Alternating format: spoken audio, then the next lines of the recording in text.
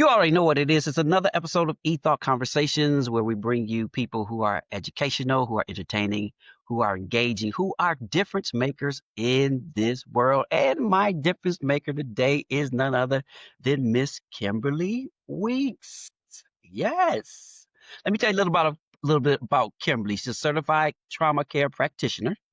She's an entrepreneur. She's a supervisor and the co-founder of the Global Trauma Institute. Kim has dedicated her life to helping people break free from the cycles of childhood trauma, intimate partner abuse, okay, and even the hidden wounds of narcissistic and workplace trauma. You want to hear this.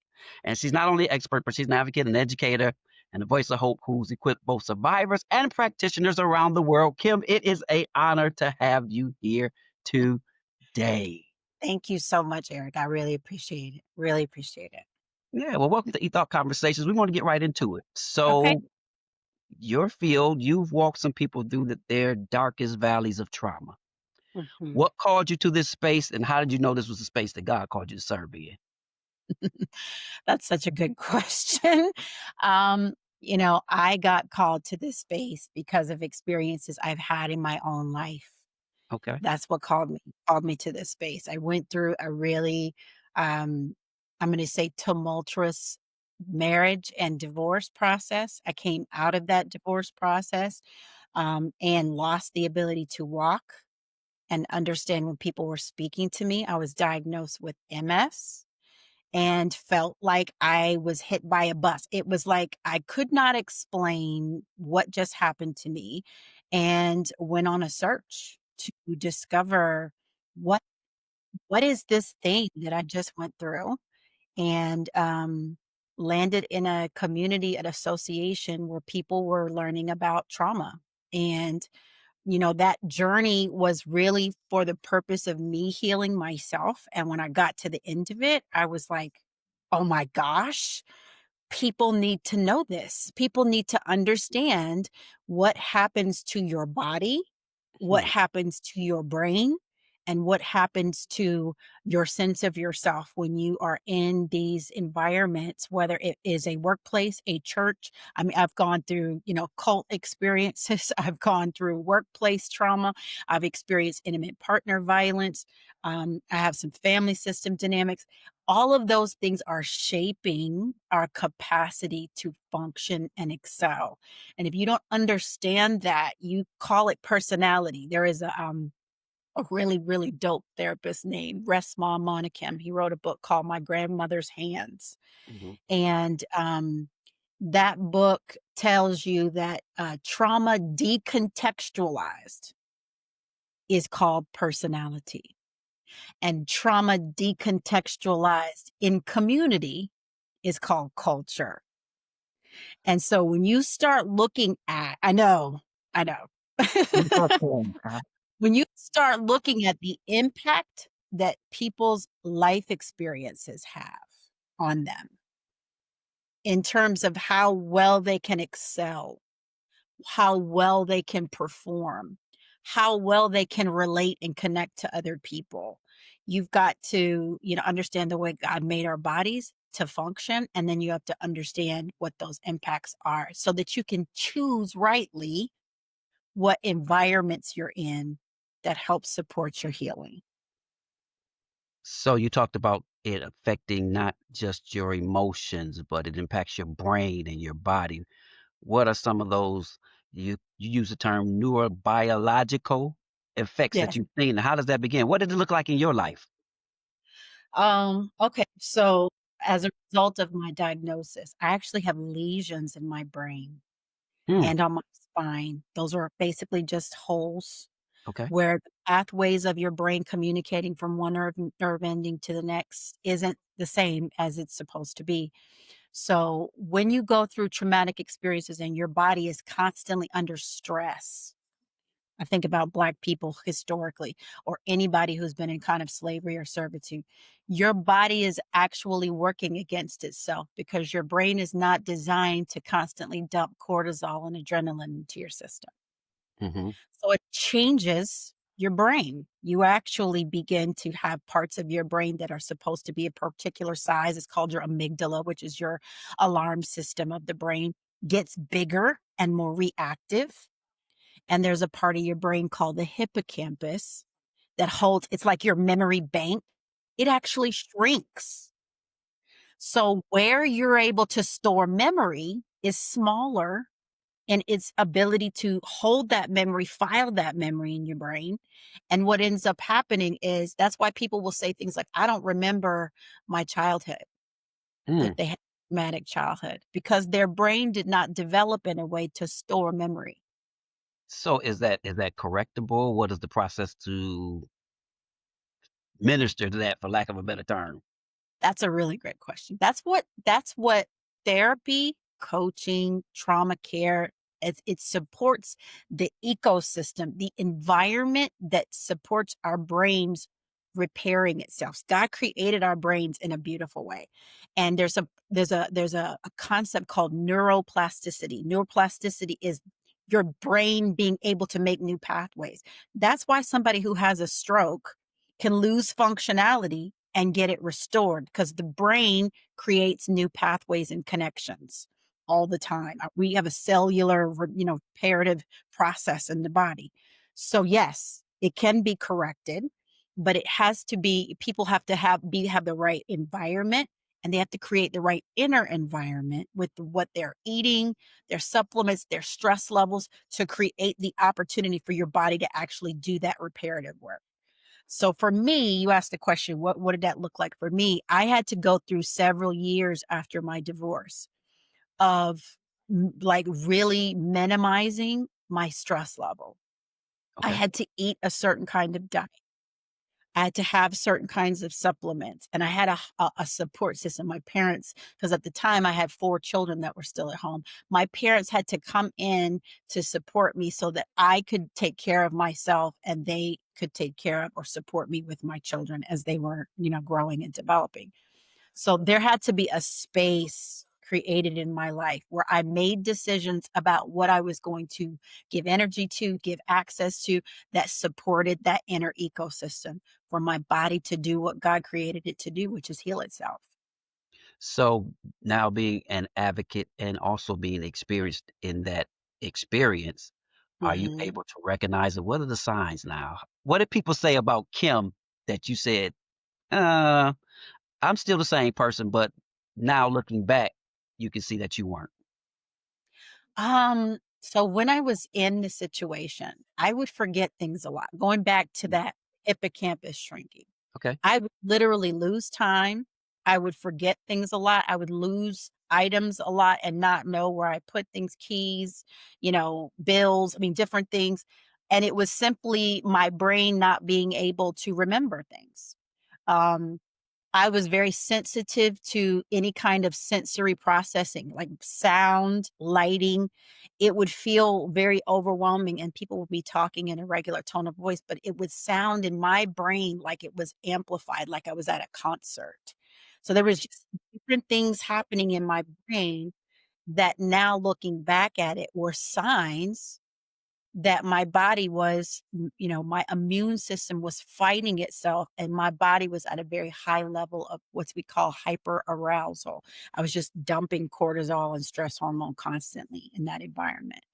So I can look at that and now today, I people say, "Oh, I was diagnosed with a disease." I don't claim that. I don't have any symptoms. I don't take any medication. I just do the things that I did for that 2 years after my divorce, which is take good care of my body. I, make decisions about who I give access to me so that I'm not putting myself in any kind of stressful, really super chaotic or stressful relationships or environments. And I eat well and do what's necessary to create that ecosystem. We're made to heal. God created our bodies to do that. And whether it's the foods that we eat, the stress we're enduring, you'd be surprised what stress does in a person's body. Mhm. What Many of the symptoms that people have are stress related. There aren't and it could trigger something in your DNA or your genetics mhm. to materialize, but if you weren't in that stress, that trigger wouldn't go off. Those symptoms wouldn't be occurring. So looking back now, Two-part question. What would you do different, and Mm, what signs do you see in others now? Because oftentimes, I heard my past former has to say, we think familiar spirits is like witchcraft and everything, but also familiar spirits are you can recognize somebody because you're familiar with what they went through. mm, So, like, that's how people, for give an example, that's how people can connect. Like divorced people can see the signs of somebody because you recognize that that feeling, that look, that and they could be holding hands. You'd be like, mm-mm, yes. trouble. So answer that question. What would you do differently? And then what are signs that you see in others now? Now, what do you do differently in terms of the person I chose to marry, or what would I do differently in terms of how I was choosing to maybe I'll answer it this way. I'll answer Okay. it this way. I recognize that I got married at 24, Okay. very young, okay? And I didn't do the work within myself Mhm.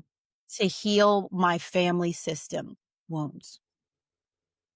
If I could rewrite the story, I would go back and spend quite a few years going through my own healing process from the household I grew up in and the family dynamics that I was in. That's the first thing. So that I could have more of a sense of who I am as a woman, Okay. what kind of relationships are safe for me, okay?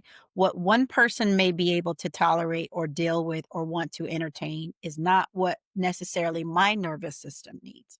So taking the time to do that work before engaging in any kind of dating or getting married or any of that kind of stuff. That's what I would have done if I could go back.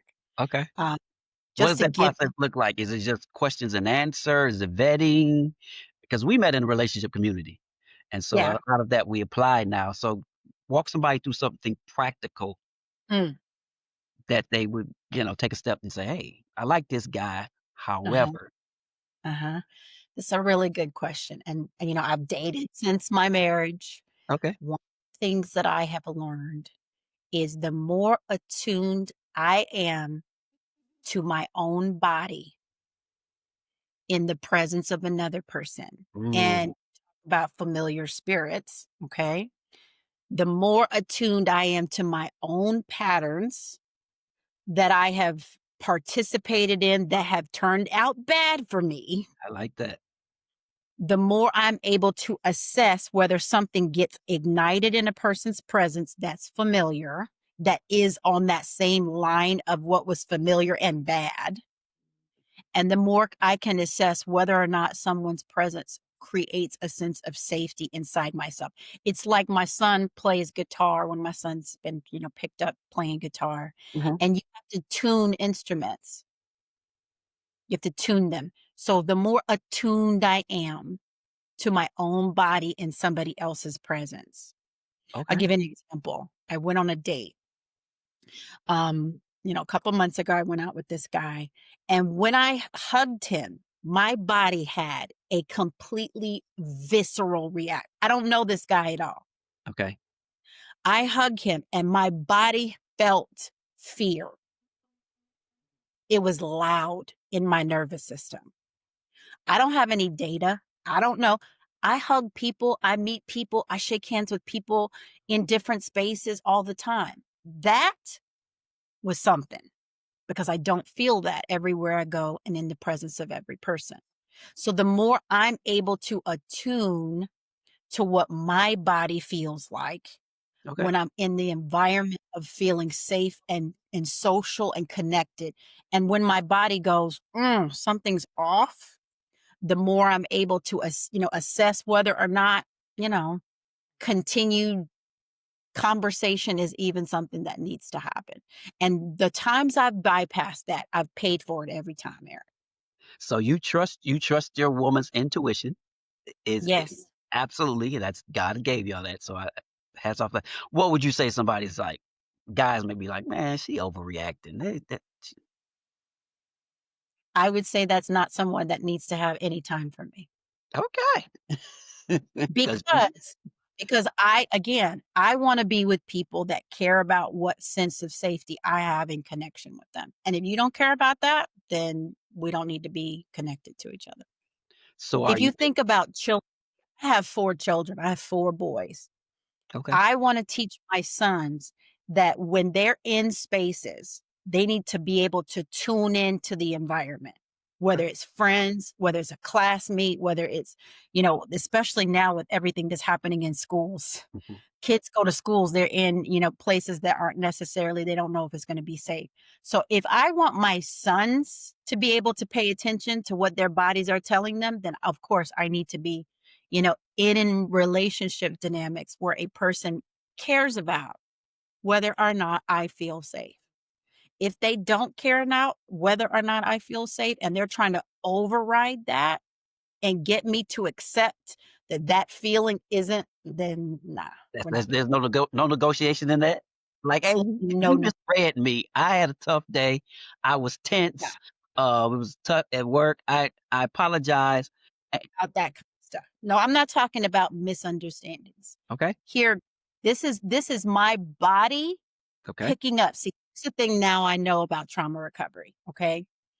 Our bodies have a primal capacity. Yours does, mine does, to pick up cues of safety. It's not you don't even have to say a word.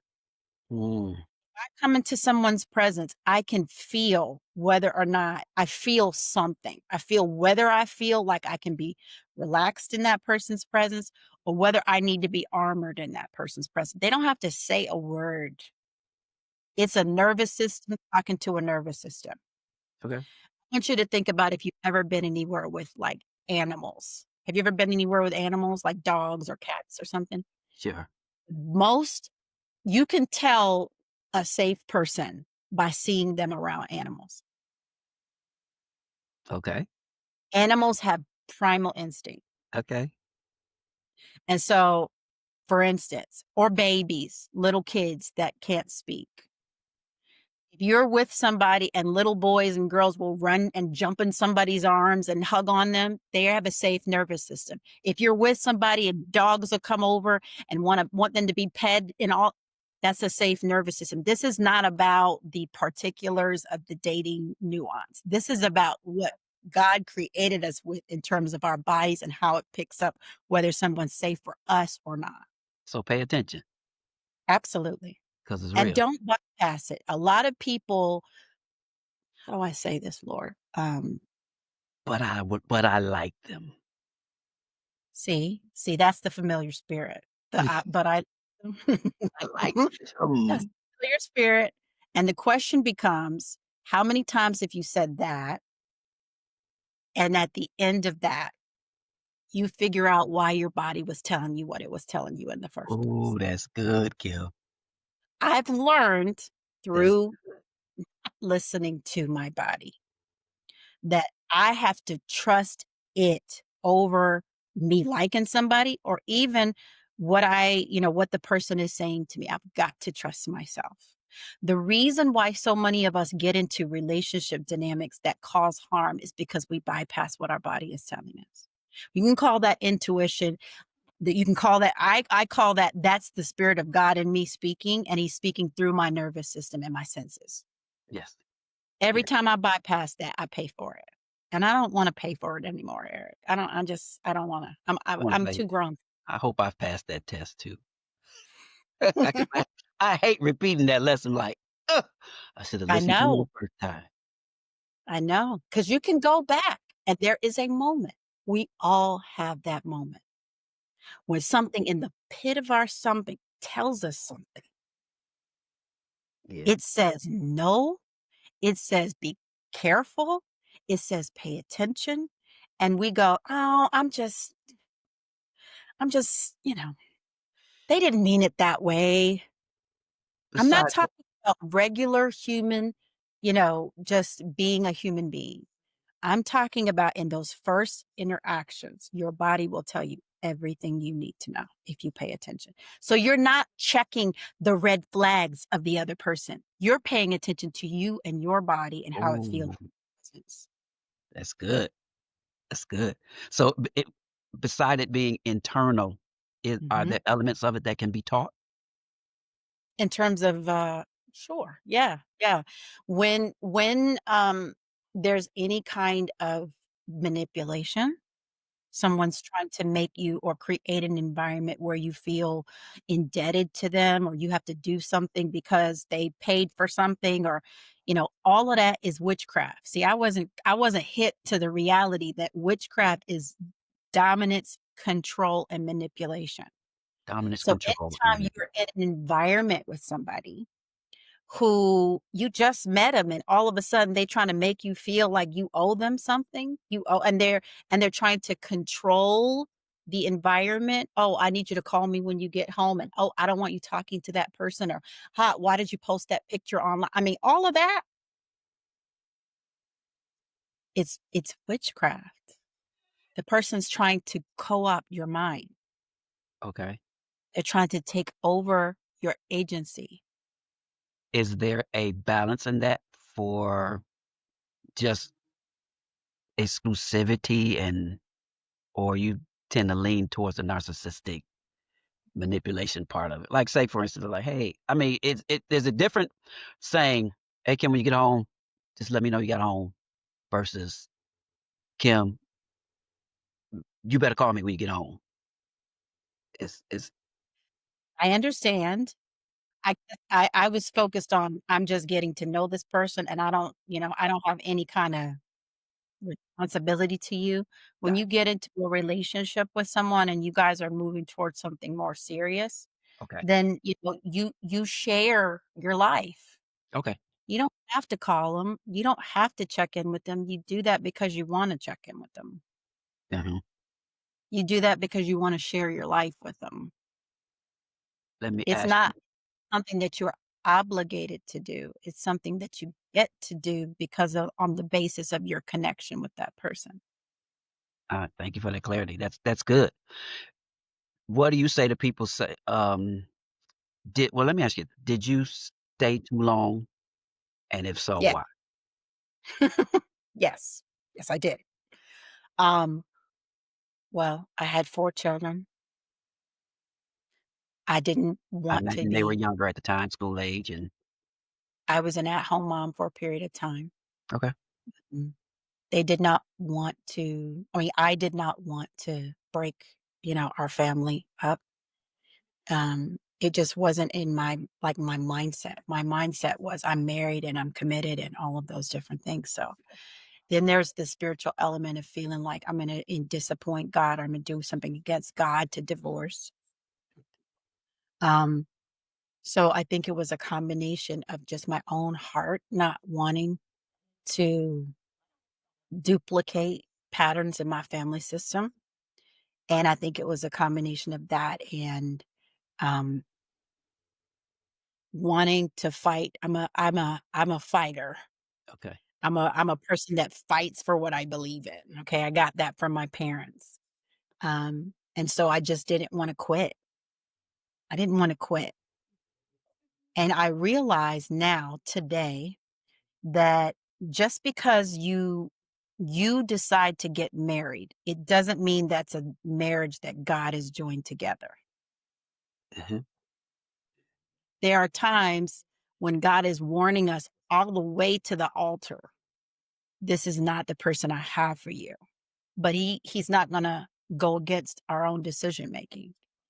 So, if I'm in a relationship with someone and they don't have the same heart in terms of, wanting the same things that I want and having, a desire for exclusivity and, all of those different things. If they're not serving the same God that I serve right, and they pretended to, okay, and you get into marriage and that's not what really was going on, then, I'm actually coming back into agreement with God to leave that space okay, because I'm mixed. It's like you got a household with 2 different spirits in it, battling all the time. My children didn't need to be in that battle, and now they're not, and it's been I there's not one day that I regret getting divorced. It was the best decision I ever made. They are so much, um I mean, we just have a peaceful home. Okay. So they get to be able to come home and they can relax themselves from the world. They can relax themselves from their, you know, schedule. And, it's just when you recognize that the reality is that if you are a person who loves God, you want to be with someone else who loves God. If you don't, then it's going to be enmity in your house. And that's what I experienced.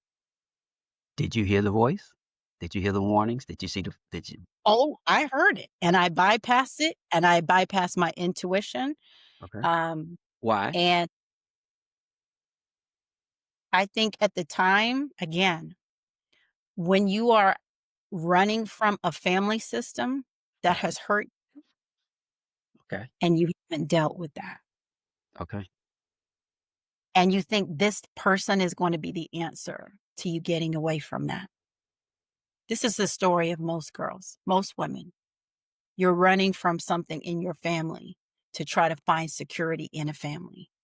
And Wow. you typically run into another family dynamic. That's exactly where you came from. Knowing what you know now, could you have saved it? No, No? Okay. mm-mm. Not me. When you have a person who doesn't want to be married, even though they want the image of marriage. Okay. They don't want a life of marriage. I'm not gonna participate with something that's not real. And that's one thing I can say from before I got married to today. I want what's real. And so if we're just doing stuff so that it looks good on pictures and on the Christmas card, I'm not Yeah. down for that. I can, you know what I'm saying? Just Right. kidding. You don't need the image. I want like I say, I don't want to be married. I wanna have a relationship. Yeah, exactly. And if someone is wanting to literally put a mask on and go out and pretend and then come home and they don't talk to me at all, like I'm not here, nah, Mhm. I'm not doing that. I love it. We coming to the end. I'm gonna ask you this question. We're gonna get in trouble here. Imma get in trouble. You talk Okay. about, faith and religious abuse. Take a deep dive in. Religious abuse is a topic a lot of people shy away from, but how do you help Mhm. people disentangle their experience of God's love from misuse or the misuse of spiritual authority? That is a wonderful question. And the first thing that they have to do is really get acquainted with their relationship with God for themselves, separate and apart from four walls, separate and apart from institutions, organizations, all the rest of that. So they have to get really clear and solid. The Lord took, the Holy Spirit led Jesus into the wilderness, and that season, Paul was taken away after he got knocked down and all the rest of that. He was taken away for 3 years, separate from the rest of the disciples. There is a season of consecration where God teaches you who he is for himself so that you know his voice for yourself apart from teaching and anyone's particular frameworks. So that's the first thing that, as I'm supporting people, because typically there's a mixture. They've had family systems, they had a relationship or a marriage, and they have an environment that they're coming out of that's a spiritual environment where they're seeing all these same spiritual dynamics.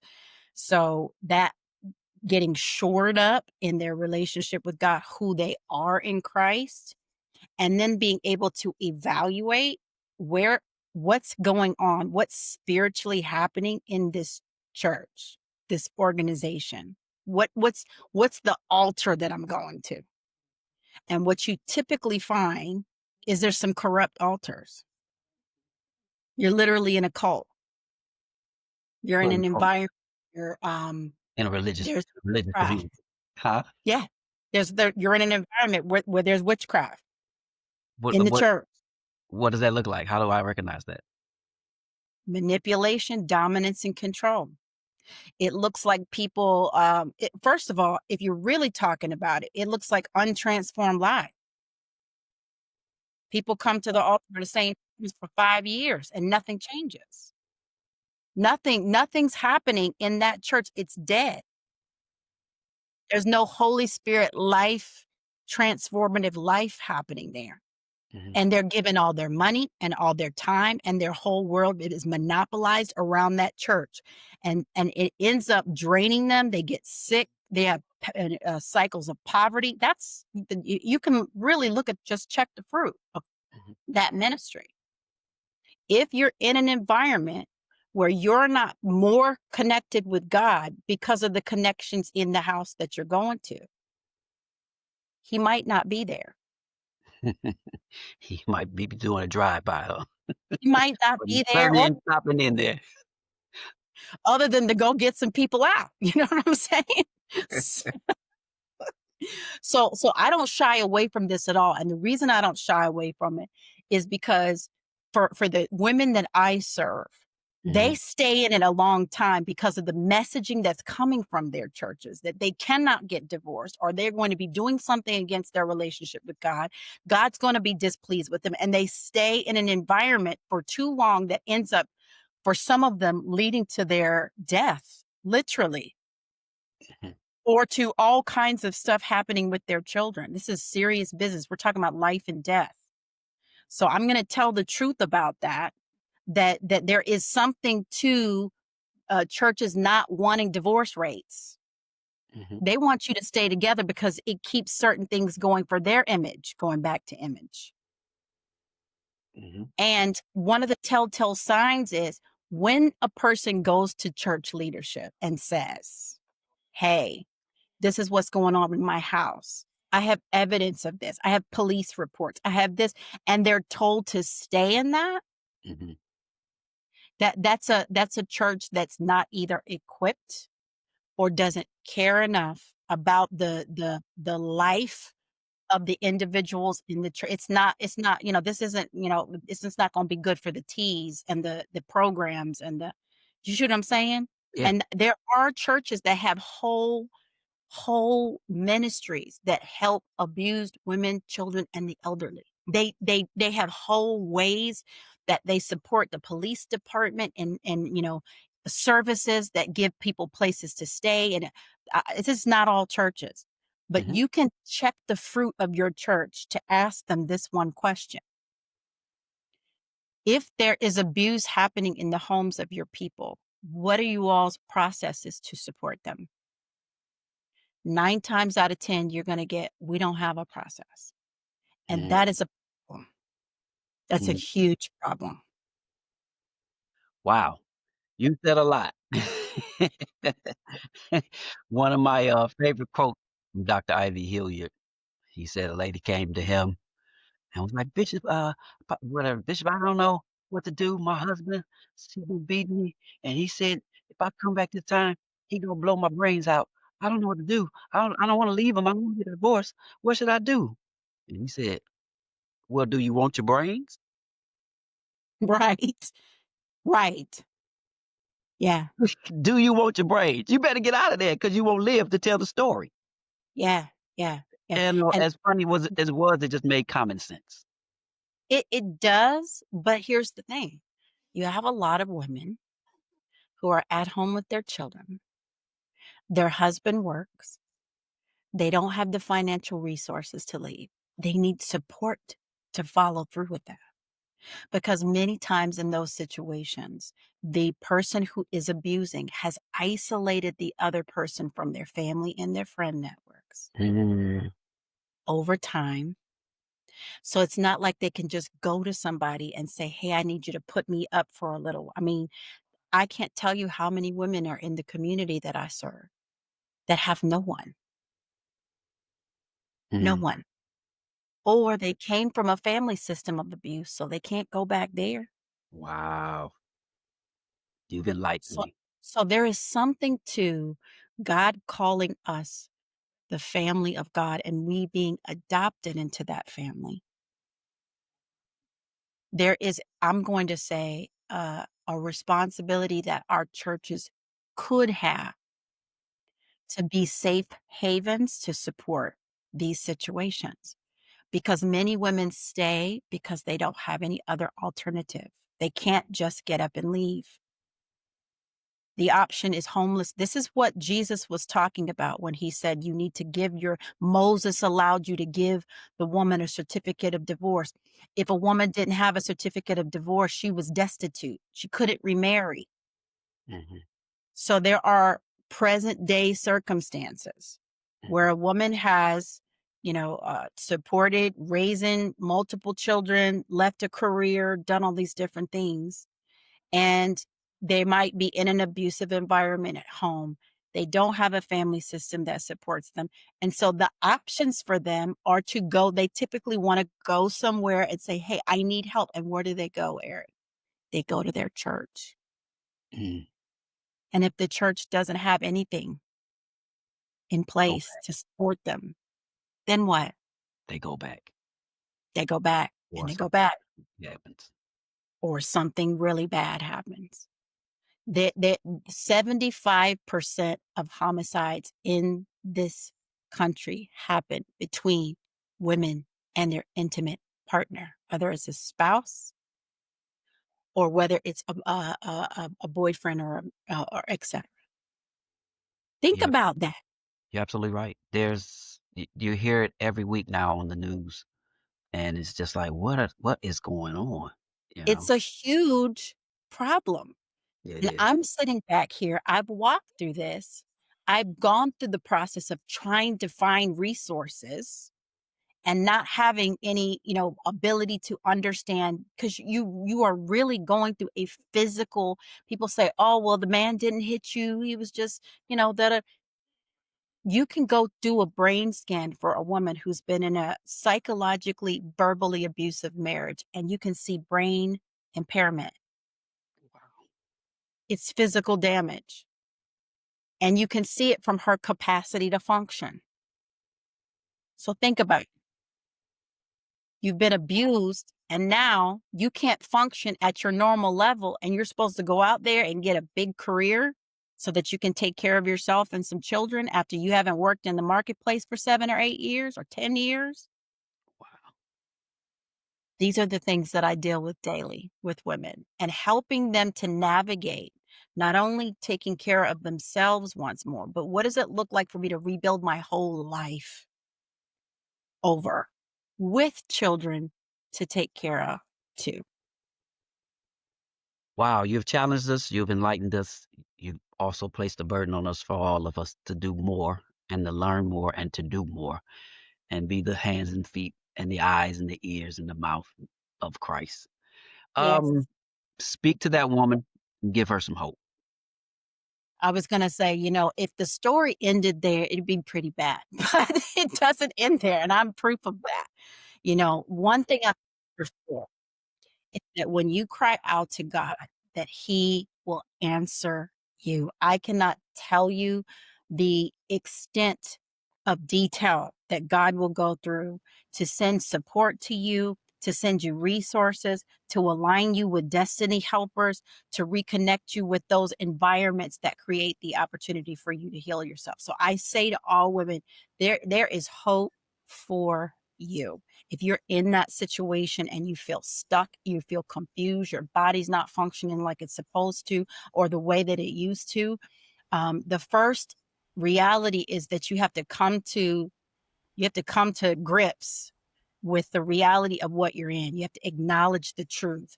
One of the big things that keeps women stuck is they keep going, "It's not that bad," or "I can deal with this." You got to deal with the reality that you're in a environment that is literally causing your demise. And you got to sober up to that. Because once you do that, once you get real about what you're in, you can start to look for the support that you need, and you can ask God and cry out to God to give you resources. I'm telling you, I've seen it happen so many times. There are so many things and people out there that God is raising up and equipping to help walk people out of these situations and into their freedom. So, it really is about you telling the truth. That is It's a simply I'm sorry, I didn't mean to cut you off. Simply amazing. Thank you for this time. You are a world game changer. I'm so glad that God called you into this space because you're going to change the lives of millions. You'll never know how many lives you're touching. Where can people find you? How are you starting your coaching community? What are you doing? Where do they find Kim Weeks at? So you can go to my website at thenarcissisticabusecoach.com, or you can send me your information or DM me on Instagram at I am Kimberly Weeks. I have a community called Stand Firm. It is a women's community where we walk through 7 stages of recovery from trauma and the spiritual impacts of abuse. We also have weekly coaching calls.